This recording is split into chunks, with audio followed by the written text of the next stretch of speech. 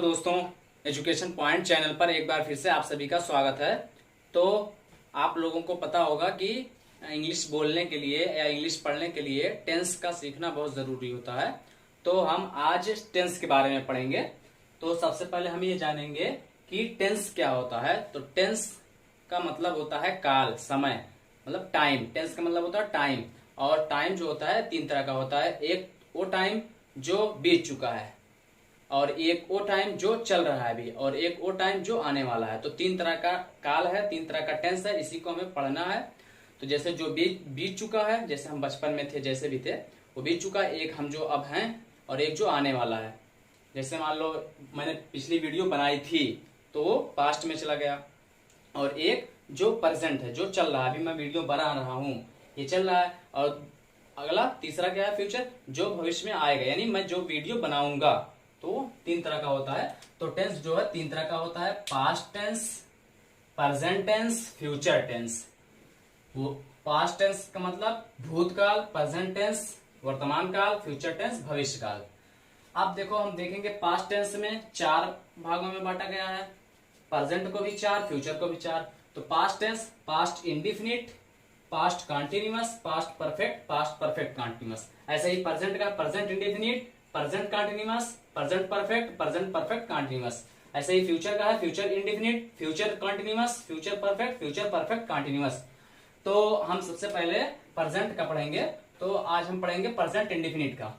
आज हम पढ़ेंगे प्रेजेंट इंडिफिनिट का पढ़ेंगे। तो ये 12 हैं, 12 टेंस को हमें पढ़ना है।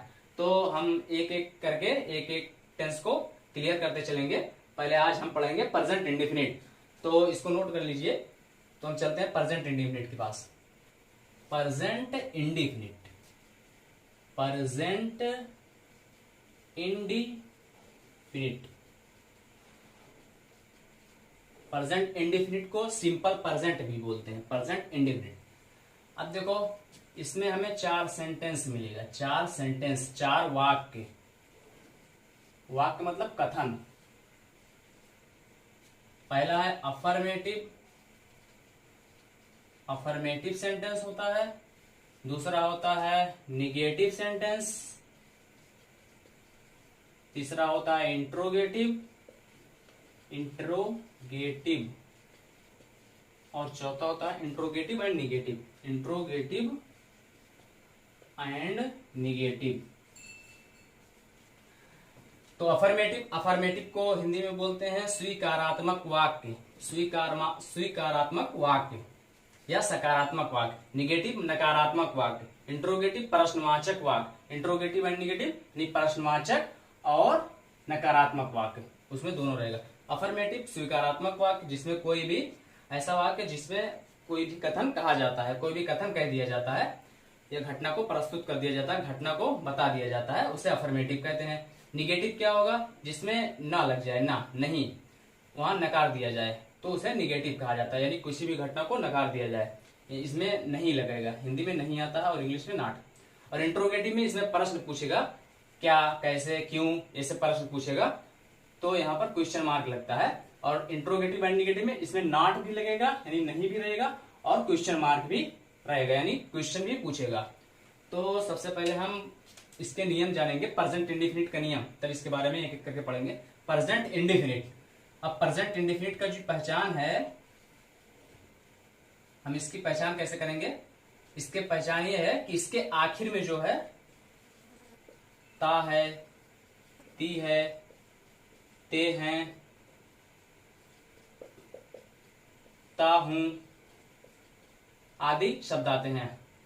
तो इसके आखिर में क्या होता है? ता है, ती है, ते हैं, ता हूं, ऐसा शब्द आता है। अब इसकी पहचान हो गई। अब हम देखेंगे इसकी हेल्पिंग वर्ब क्या है। सहायक क्रिया, सहायक क्रिया। ये वाक्य में नहीं आएगी, बल्कि ये हेल्प करने के लिए, जैसा कि इससे इसके वर्ड से पता चलता है, हेल्पिंग वर्ब यानी सहायक क्रिया, सहायता करेगी सिर्फ। हेल्पिंग वर्ब, तो इसकी हेल्पिंग वर्ब है डू और डज, डू और डज। अब देखो, डू जो है और डज, अब डज जो है ये सिंगुलर सब्जेक्ट के साथ लगेगा। सिंगुलर, सिंगुलर मतलब एक वचन, सिंगुलर सब्जेक्ट मतलब एक वचन कर्ता, एक वचन कर्ता के साथ लगेगा। और जो डू है ये लगेगा प्लूरल सब्जेक्ट के साथ, बहुवचन कर्ता के साथ, बहुवचन कर्ता। एक वचन कर्ता यानी जिसमें कर्ता सब्जेक्ट जो है एक हो, एक वचन हो, एक हो, और बहुवचन जिसमें दो या दो से ज्यादा हो यानी एक से ज्यादा हो तो बहुवचन कर्ता कहलाएगा। जैसे बॉय, बॉय मतलब एक लड़का, अगर आखिर में एस लगा दिया जाए बॉयज हो जाएगा तो वहां पर बहुवचन हो जाएगा। जैसे राम, तो राम क्या है, एक वचन है, अगर राम के साथ किसी को जोड़ दिया जाए राम और मोहन तो दो हो गए तो इसमें बहुवचन हो जाएगा। तो और ये डू या डस जो हेल्पिंग वर्ब है ये अफर्मेटिव में नहीं लगेगी, यानी डू या डस अफर्मेटिव में नहीं लगेगा, निगेटिव, इंट्रोगेटिव और इंट्रोगेटिव एंड निगेटिव इन तीनों में लगेगा डू या डस। तो यहां लिख देते हैं अफर्मेटिव को छोड़कर, मतलब अफर्मेटिव में इसका प्रयोग नहीं करेंगे, अफर्मेटिव को छोड़ कर, अफर्मेटिव को छोड़कर, इसकी सहायक क्रिया डू या डस है और इसमें अफर्मेटिव को छोड़कर लगेगा। तो अब अगला है मुख्य क्रिया, मेन वर्ब। मुख्य क्रिया इसे बोलते हैं मेन वर्ब। मुख्य क्रिया क्या आती है, ये सेंटेंस में आती है, वाक्य जो दिया रहेगा उसके आखिर में आती है मुख्य क्रिया। तो इसकी ये तीन प्रकार की होती है, वर्ब तीन प्रकार का होता है, मुख्य रूप से तीन प्रकार का होता है, first form, second form, third form. तो मुख्य क्रिया जो है इसमें क्या है, मुख्य क्रिया, मुख्य क्रिया अगर, अगर इसका नियम क्या, अगर कर्ता यानी सब्जेक्ट, सब्जेक्ट एक वचन है, सिंगुलर है, अगर कर्ता एक वचन सिंगुलर है, एक वचन यानी सिंगुलर है, तो मुख्य क्रिया यानी मेन वर्ब, मेन वर्ब की फर्स्ट फॉर्म में, फर्स्ट फॉर्म में यस या ईएस, जैसी जरूरत पड़ेगी यस या ईएस जोड़ दिया जाएगा, जाता है, जोड़ दिया जाता है, जोड़ दिया जाता है। और अगर बहुवचन है, और अगर, अगर कर्ता यानी सब्जेक्ट बहुवचन है, बहुवचन यानी प्लूरल है, तो यस या ईएस नहीं जुड़ता, बल्कि तो यस और ईएस नहीं जोड़ा जाता,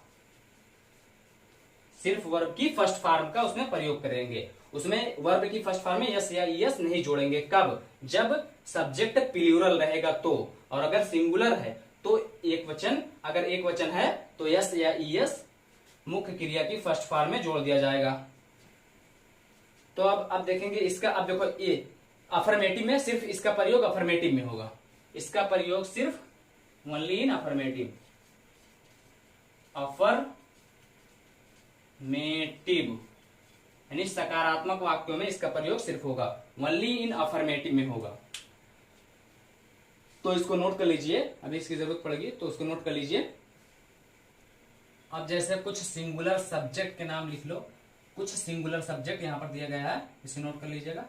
जैसे सिंगुलर ही है, शी है, इट है, दिस है, दैट है, या फिर किसी एक का नाम, किसी एक का नाम, यानी किसी एक का नाम हो, एक से ज्यादा ना हो, तो वो क्या है, सिंगुलर है। ये सब क्या है, सिंगुलर है, सिंगुलर एक वचन है। और अगर है I, we, you, they, those, these, तो ये सब क्या है, प्लूरल है, बहुवचन है, प्लूरल हैं, इनको बहुवचन माना गया है। ही मतलब वो लड़के के लिए प्रयोग होगा, शी मतलब वो लड़की के लिए, इट माने ए, दिस माने ए, दैट माने ओ। यहाँ पर आई मीन्स मैं, ये बहुवचन है, प्लूरल है। वी हम लोग, प्लूरल है। यू तुम या तुम लोग, प्लूरल है। दे वे लोग, दोज वो सब, दीज माने ये सब प्लूरल है, तो इसको भी नोट कर लीजिए।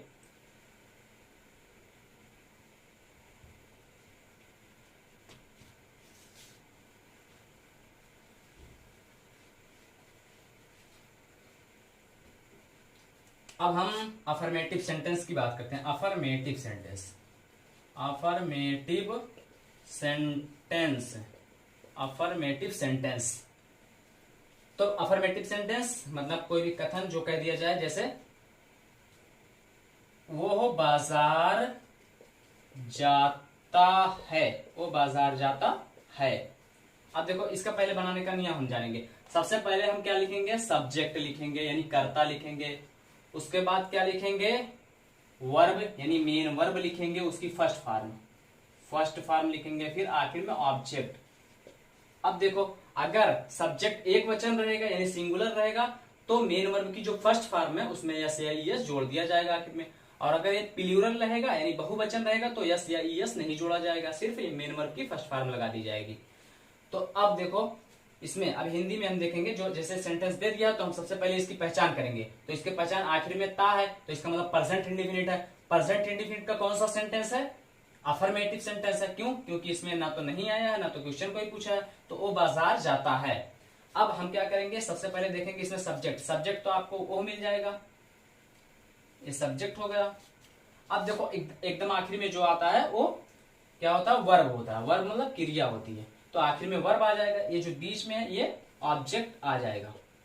सब्जेक्ट वो होता है जिसके बारे में कुछ कहा जाता है, सब्जेक्ट वो होता है जिसके बारे में कुछ कहा जाता है। जैसे बाजार जाता, वो बाजार जाता है, तो बाजार जाता किसके बारे में कहा जा रहा है, ओह मतलब उसके बारे में, किसी के बारे में कहा जा रहा है। वर्ब क्या होता है, जो किसी काम का होना बताए। जैसे वो बाजार जाता है, अब देखो जाना क्या है, काम है, वो बाजार जाता है, जाना क्या है, काम है, तो वो बाजार जाता है। तो सबसे पहले हम क्या लिखेंगे, सब्जेक्ट लिखेंगे। अब सब्जेक्ट देखो ओह मतलब ही, तो हम लिखेंगे सबसे पहले ही। उसके बाद लिखेंगे मेन वर्ब की फर्स्ट फॉर्म। अब मेन वर्ब कहाँ, इधर है मेन वर्ब, तो इस जाना किसके मतलब होता है, गो, तो गो यानी फर्स्ट फॉर्म गो है, तो गो लिखेंगे यहाँ। अब देखो ये जो सब्जेक्ट है, अगर सब्जेक्ट यानी कर्ता एक वचन है, तो अभी हमने पीछे लिखा था ये एक वचन है, अगर एक वचन या सिंगुलर रहेगा तो फर्स्ट फॉर्म में, वर्ब की फर्स्ट फॉर्म में यस या ईएस जुड़ जाएगा, तो यहाँ पर ईएस जोड़ देंगे। तो ही गोज अब कहा जाता है, मार्केट, तो to market, he goes to market. अब जैसे अगला है ओह वे पतंग उड़ाते हैं, वे पतंग उड़ाते हैं। अब सबसे पहले इसकी पहचान देखेंगे, आखिर में ता है, ते है, ती है, कुछ भी आया हो तो प्रेजेंट इंडेफिनिट है। प्रेजेंट इंडेफिनिट का कौन सा सेंटेंस है देखेंगे, तो इसका अफर्मेटिव सेंटेंस है। इसमें ना तो नहीं आया, ना तो क्वेश्चन पूछा है, ना तो नॉट और ना तो क्वेश्चन पूछा, ना तो इंट्रोगेटिव है, निगेटिव है। तो हम क्या करेंगे, तो इसमें सबसे पहले देखेंगे सब्जेक्ट क्या है, तो सब्जेक्ट है दे। अब दे मतलब वे लोग, ये बहुवचन है, तो इसके साथ जो वर्ब आएगी मेन वर्ब की फर्स्ट फॉर्म, उसमें यस या यस नहीं लगेगा। तो उड़ाना किसका मतलब होता है, फ्लाई, दे फ्लाई, क्या उड़ाते हैं, दे फ्लाई काइट्स, वे पतंग उड़ाते हैं। तो हो गया दे, वे फ्लाई माने उड़ाते हैं, काइट्स माने पतंग, वे पतंग उड़ाते हैं। तो एक और एग्जांपल लेते हैं, सूरज पूरब में निकलता है, पूरब में निकलता है, निकलता है। तो सबसे पहले हम इसकी पहचान देखेंगे, आखिर में ता है, प्रेजेंट इंडेफिनिट है, प्रेजेंट इंडेफिनिट में अफर्मेटिव है, और अफर्मेटिव का बनाने का नियम सबसे पहले सब्जेक्ट, फिर मेन वर्ब की फर्स्ट फॉर्म, फिर ऑब्जेक्ट। तो सबसे पहले सब्जेक्ट क्या है, सूरज यानी द सन, द सन। उसके बाद मेन वर्ब क्या है इसमें, निकलना, निकलना किसका मतलब, राइज, तो द सन राइज। अब देखो यहां पर सन, सूरज एक है, सूरज एक है इसलिए यस या यस यहां जुड़ जाएगा, ई पहले से तो यस जोड़ देंगे। द सन राइजेस, अब कहां निकलता है, इन माने में, in the east, in the east, east मतलब पूरब, तो the sun rises in the east. तो अब चलते हैं अगले सेंटेंस के बाद, निगेटिव सेंटेंस के बाद, नोट कर लीजिए, बाकी आप कर सकते हैं और भी ऐसे करके बना लेंगे आप। तो अब हम देखेंगे निगेटिव सेंस, इसका बनाने का नियम क्या है, सबसे पहले सब्जेक्ट लगेगा, फिर अब देखो यहां पर डू या डज लगेगा। अब यहां पर डू या डज का खेल है, यस या ईएस खत्म। अब यहाँ पर डू या डस लगेगा, प्लस नॉट लगेगा क्योंकि निगेटिव है, नहीं आएगा। सब्जेक्ट डू या डस, फिर नॉट, फिर मेन वर्ब की फर्स्ट फॉर्म लगेगी, फर्स्ट फॉर्म प्लस ऑब्जेक्ट। तो सबसे पहले टेंस को करने के लिए आपको मीनिंग बहुत जरूरी याद करना। तो सबसे पहले आप मीनिंग ज्यादा से ज्यादा याद करें, चाहे आप न्यूज़पेपर में इंग्लिश न्यूज़पेपर पढ़ें, चाहे आप जहां से आप ज्यादा से ज्यादा मीनिंग सी बुक भी आती है तो वहां से ले लीजिए। तो सबसे ज्यादा जितनी मीनिंग आप याद करेंगे उतनी आपको आसानी होगी टेंस को लर्निंग करने में, सीखने में। और फर्स्ट और सेकंड और थर्ड फॉर्म हम अगली वीडियो में हम लिख देंगे, वहां से आप नोट कर लीजिएगा। तो निगेटिव सेंटेंस में सबसे पहले सब्जेक्ट, फिर डू डस, डू या डस लगेगा, फिर नॉट, फिर मेन वर्ब की फर्स्ट फॉर्म, फिर ऑब्जेक्ट। डस एक वचन यानी सिंगुलर के साथ लगेगा, डू प्लूरल के साथ लगेगा। तो जैसे कोई सेंटेंस दे दिया गया है, वे सब खेत नहीं जोतते हैं, वे सब खेत नहीं जोतते हैं। अब देखो अब देखेंगे सबसे पहले पहचान, आखिर में ता है, ते है, तो इसका मतलब प्रेजेंट इंडेफिनिट है। प्रेजेंट इसमें नहीं आ गया तो इसका मतलब प्रेजेंट इंडेफिनिट का निगेटिव है। निगेटिव के बनाने के लिए सबसे पहले सब्जेक्ट, फिर डू डस, फिर नॉट, फिर मेन वर्ब की फर्स्ट फॉर्म, फिर ऑब्जेक्ट लिखेंगे। तो सबसे पहले सब्जेक्ट देखेंगे, ये है वे सब, ये क्या है सब्जेक्ट आपको मिल गया। उसके बाद आखिर में क्या है जोतना, ये क्या है वर्ब हो गया। अब देखिए बीच में क्या है खेत, तो ये क्या है ऑब्जेक्ट हो गया, और इसका मतलब नॉट मीन्स नहीं। तो अब हम क्या करेंगे, सबसे पहले सब्जेक्ट लिखेंगे। सब्जेक्ट क्या है वे सब, तो वे सब किसकी मीनिंग होती है दे मीन्स वे सब। फिर उसके बाद डू या डस लगाएंगे। अब देखो ये बहुवचन है, बहुवचन के साथ डू लगाएंगे हमेशा, तो दे डू। फिर उसके बाद क्या लगाएंगे नॉट रहेगा, दे डू नॉट। उसके बाद क्या रहेगा मेन वर्ब की फर्स्ट फॉर्म वर्ब। अब इसमें देखेंगे जोतना किसका मतलब है पुलो, तो दे डू नॉट पुलो, ये फर्स्ट फॉर्म है। इसका सेकंड है प्लोड, दे डू नॉट प्लो। उसके बाद क्या रहेगा आखिर में ऑब्जेक्ट क्या है field, the field, they do not plough the field, वे खेत नहीं जोतते हैं। अब जैसे आ गया सूरज पश्चिम में नहीं निकलता है, पश्चिम में नहीं निकलता है। अब देखो सूरज पश्चिम में नहीं निकलता है, और सही है सूरज पश्चिम में नहीं निकलता है। तो सूरज मतलब यहां से सब्जेक्ट आ जाएगा सबसे पहले, तो द सन सूरज। अब सूरज एक है, उसके बाद क्या रहेगा डू या डस, तो एक वचन है तो डस लगेगा, द सन डज। उसके बाद नॉट रहेगा, the sun does not, main verb की फर्स्ट फॉर्म निकलना rise, the sun does not rise. कहां पे पश्चिम में, इन द वेस्ट, यानी सूरज पश्चिम में नहीं निकलता है। तो ये एक सेंटेंस हो गया। अब दूसरा लेते हैं, जैसे वे कभी नहीं खेलते हैं। अब देखो वे ये सब्जेक्ट हो गया, तो दे कभी नहीं का मतलब होता है नेवर, तो दे नेवर। यहां पर हम डू या डस नॉट का यूज नहीं करेंगे। नेवर का मतलब ही होता है कभी नहीं, इसमें निगेटिव आ गया, तो दे नेवर। उसके बाद हम लिखेंगे वर्ब, तो दे नेवर प्ले, वे कभी नहीं खेलते हैं। नेवर का मतलब अगर कहीं नेवर आ गया, नेवर के मतलब होता है कभी नहीं, तो उसके बाद हम डू या डस या नॉट नहीं लगाएंगे उसके साथ, उसका मतलब ही हो जाता है कभी नहीं, नेवर मीन्स कभी नहीं, तो दे नेवर प्ले। तो अब अगले सेंटेंस के पास चलते हैं, तो आप ये भी बना लीजिएगा और भी सारे ढेर सारे।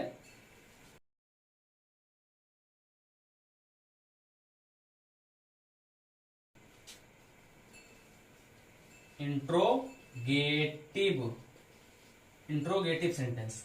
अब देखो इसके बनाने के नियम क्या है, सबसे पहले हम लिखेंगे डू या डस लिखेंगे, फिर हम लिखेंगे सब्जेक्ट लिखेंगे, फिर हम लिखेंगे मेन वर्ब की फर्स्ट फॉर्म लिखेंगे, फिर हम लिखेंगे आखिर में ऑब्जेक्ट लिखेंगे।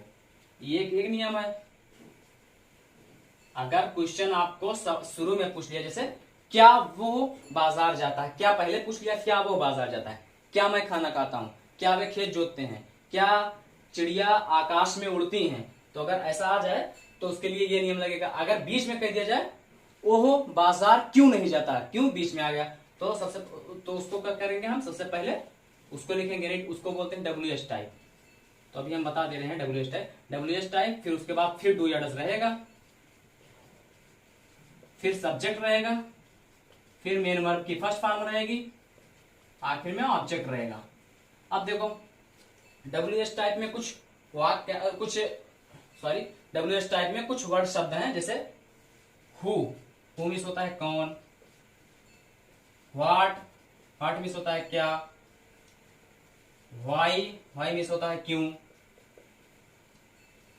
व्हेन मीन्स होता है कब,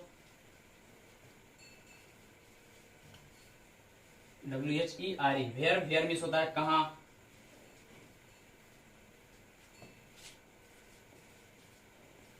होम माने होता है किसको,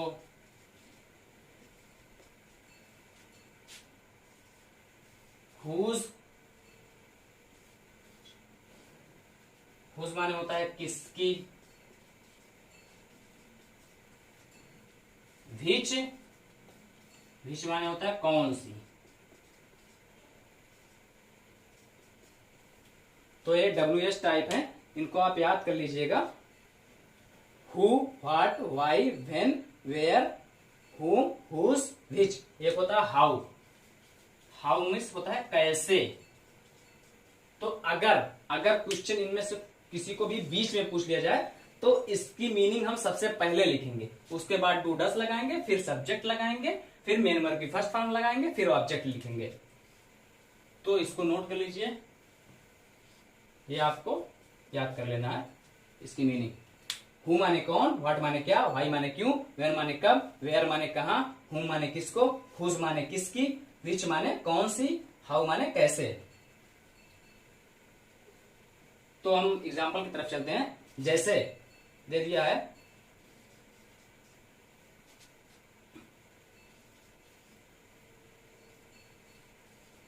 क्या वो खाना खाता है।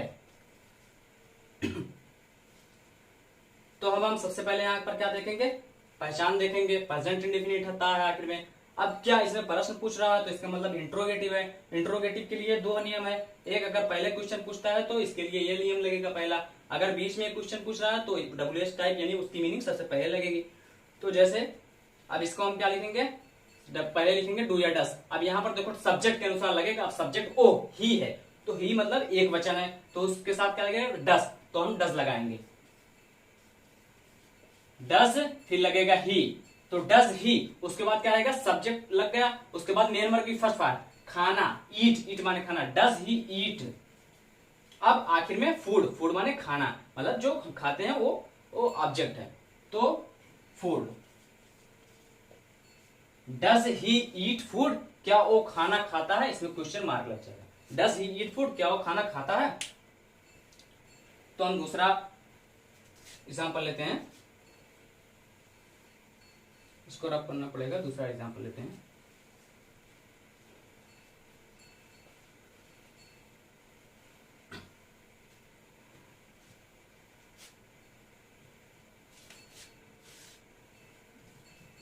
मैं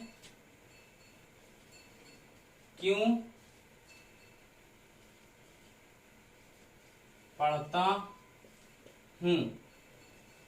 अब देखो मैं क्यों पढ़ता हूं, अब बीच में सवाल पूछ लिया क्यों की मीनिंग क्या है वाई, तो WH पहले को लिखेंगे, WH टाइप को वाई। अब डू या डज लगाएंगे कर्ता के अनुसार, कर्ता क्या है मैं, आई बहुवचन है तो इसके बाद डू, वाई डू, उसके बाद आई रहेगा, वाई डू आई। अब पढ़ना किसके मतलब पढ़ना होता है, स्टडी पढ़ाई करना, वाई डू आई स्टडी, मैं क्यों पढ़ता हूं या पढ़ाई करता हूं। तो वाई डू आई स्टडी, मैं क्यों पढ़ाई करता हूं या क्यों पढ़ता हूं। तो अगला क्वेश्चन देखिए, अगला एग्जाम्पल,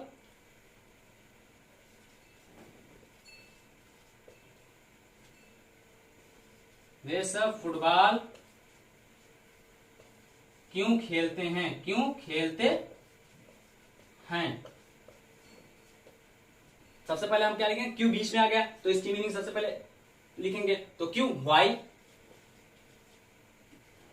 वाई, उसके बाद क्या रहेगा, डू या डस रहेगा। और सब्जेक्ट के अनुसार सब्जेक्ट वे है, दे, तो दे, वे लोग मतलब बहुवचन है तो डू लगेगा, तो डू, उसके बाद दे रहेगा सब्जेक्ट। वाई डू दे, उसके बाद क्या रहेगा, खेलना, वर्ब रहेगा play, first form. Why do they play, उसके बाद आखिर में object football.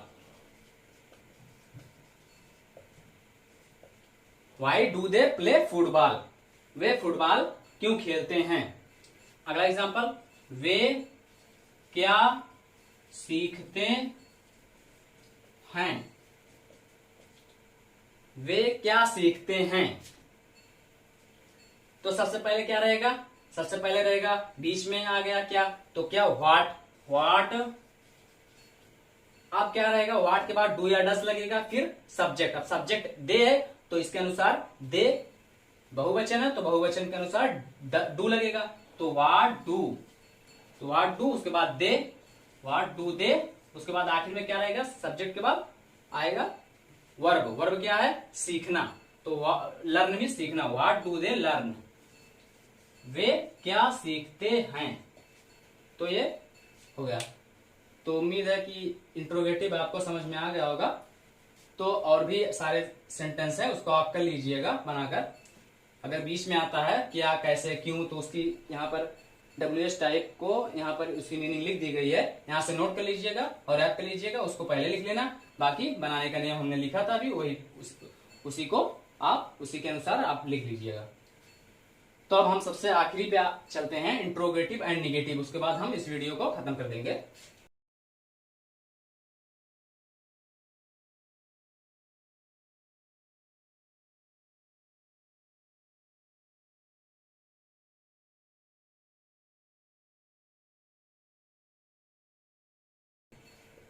Interrogative and negative अब देखेंगे। सबसे पहले बनाने के लिए हम क्या करेंगे, सबसे पहले इंट्रोगेटिव एंड निगेटिव, इसमें इंट्रोगेटिव भी रहेगा और निगेटिव भी रहेगा। तो इसे बनाने के लिए सबसे पहले हम क्या करेंगे, डू या डज लगेगा, फिर सब्जेक्ट लगेगा, फिर नॉट लग जाएगा, फिर मेन वर्ब लग जाएगी फर्स्ट फॉर्म, फिर आखिर में ऑब्जेक्ट। बस यही नियम है बनाने का। अगर इसमें भी WH टाइप को बीच में पूछ लिया गया है तो WH वाला पहले आ जाएगा, फिर उसके बाद डू या डज लगेगा, फिर सब्जेक्ट रहेगा, फिर नॉट रहेगा, फिर मेन वर्ब की फर्स्ट फॉर्म रहेगी, फिर आखिर में ऑब्जेक्ट लग जाएगा, आखिर में ऑब्जेक्ट लग जाएगा। तो बस इसमें भी यही करना है। तो जैसे कोई एग्जांपल दे दिया गया है, जैसे मैं स्कूल क्यों नहीं जाता हूं। अब देखो सबसे पहले हम क्या करेंगे, अगर बीच में आ गया है क्यों, देखो यहां पर देखो, मैं स्कूल क्यों नहीं जाता हूं, सबसे पहले पहचान देखेंगे ता है ती है, तो प्रेजेंट इंडिफिनिट है। अब प्रेजेंट इंडिफिनिट का कौन सा सेंटेंस है, उसके लिए हम क्या देखेंगे, यहां पर देखेंगे क्यों, प्रश्न भी पूछा है, नहीं निगेटिव भी है, यानी निगेटिव, इंट्रोगेटिव एंड निगेटिव है। अब इंट्रोगेटिव और निगेटिव बनाने का नियम ये है दोनों। तो अगर बीच में आ गया प्रश्न पूछा है तो उसकी मीनिंग सबसे पहले लिखेंगे। तो देखो ये व्हाई, व्हाई मीन्स क्यों, तो हम यहां लिखेंगे व्हाई। अब देखो WH हो गया, उसके बाद डू या डज लगाएंगे, फिर सब्जेक्ट। अब सब्जेक्ट को हम देखेंगे पहले, तो आई, आई मीन्स मैं, बहुवचन है तो बहुवचन के साथ डू, तो व्हाई डू, फिर डू लग चुका, उसके बाद आई सब्जेक्ट है, उसके बाद नॉट लगेगा, नॉट लगा दीजिए, फिर मेन वर्ब की फर्स्ट फॉर्म जाना, जाना किसका मतलब होता है गो, तो गो यहां लगाना है, बस मेन वर्ब की फर्स्ट फॉर्म लग गई। उसके बाद ऑब्जेक्ट, कहां, why do I not go, कहां, टू स्कूल। तो ये ऐसे बनाना है आपको। अब जैसे दूसरा एग्जांपल कहते हैं,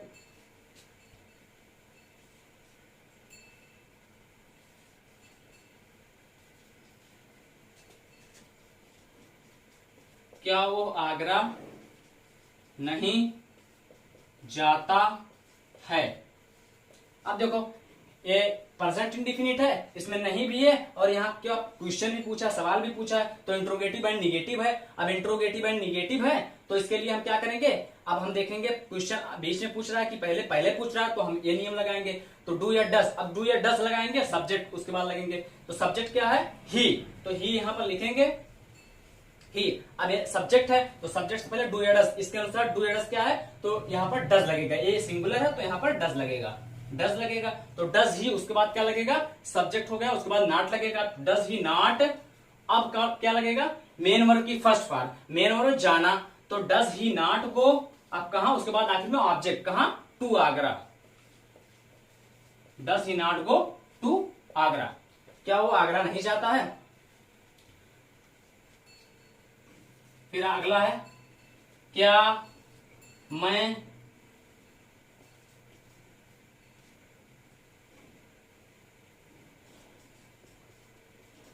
मैं ग्रामर नहीं पढ़ाता हूं, क्या मैं ग्रामर नहीं पढ़ाता हूं,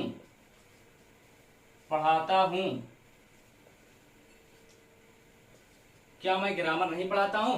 तो सबसे पहले हम क्या लिखेंगे, बीच में देखो नहीं पूछा है, किनारे किनारे पूछा है, तो इसके लिए क्या मैं ग्रामर नहीं पढ़ाता हूं। तो अब इसको बनाने के लिए हम क्या देखेंगे, सबसे पहले पहचान ता है, ती है, ते हैं, तो प्रेजेंट इंडिफिनिट है, प्रेजेंट इंडिफिनिट का इसने प्रश्न भी पूछा है, नहीं भी है, इंट्रोगेटिव और निगेटिव है। इंट्रोगेटिव और निगेटिव के लिए दो नियम है, सबसे पहले अगर बीच में क्वेश्चन पूछ रहा है तो उसके लिए ये नियम लगाएंगे, अगर बीच में क्वेश्चन नहीं पूछ रहा, पहले पूछ रहा है तो उसके लिए पहला आला लगाएंगे। तो यहाँ पहले है तो पहला आला लगाएंगे। अब सब्जेक्ट, पहले डू या डज लगाएंगे सब्जेक्ट, अब सब्जेक्ट के अनुसार डू या डज लगाएंगे। सब्जेक्ट क्या है, आई, आई मींस मैं, तो आई, अब आई एक बहुवचन है, तो बहुवचन के साथ क्या लगेगा, डू, तो हम यहाँ डू लगाएंगे पहले, तो डू आई, उसके बाद सब्जेक्ट होगा, फिर नॉट, डू आई नॉट, उसके बाद क्या लगाएंगे, मेन वर्ब की फर्स्ट फॉर्म, मेन वर्ब यहां है, तो मेन वर्ब क्या है, पढ़ाना, तो पढ़ाना मतलब टीच, यानी सिखाना, पढ़ाना, do I not teach, TACH, teach, first form है डू आई नॉट टीच, अब आखिर में object, do I not teach grammar, grammar, क्या मैं ग्रामर नहीं पढ़ाता हूं। तो प्रेजेंट इंडेफिनिट आपका खत्म हो गया। तो अगली वीडियो में हम प्रेजेंट कंटीन्यूअस के बारे में पढ़ेंगे। तो उम्मीद है दोस्तों कि आप लोगों के समझ में आ गया होगा। अगर कोई इसमें डाउट है तो आप कमेंट सेक्शन में जाकर उसका पूछ लीजिएगा, और आगे ज्यादा से ज्यादा आप खुद ही करिए, और भी ज्यादा आपको समझ में आ जाएगा। और हम अगली वीडियो में हम फर्स्ट फॉर्म, सेकंड फॉर्म और थर्ड फॉर्म लिख देंगे कुछ, वो आप याद कर लीजिएगा। तो अगर दोस्तों वीडियो अच्छी लगी हो आपको तो लाइक करिए, सब्सक्राइब करिए एंड शेयर करिए। Thank you.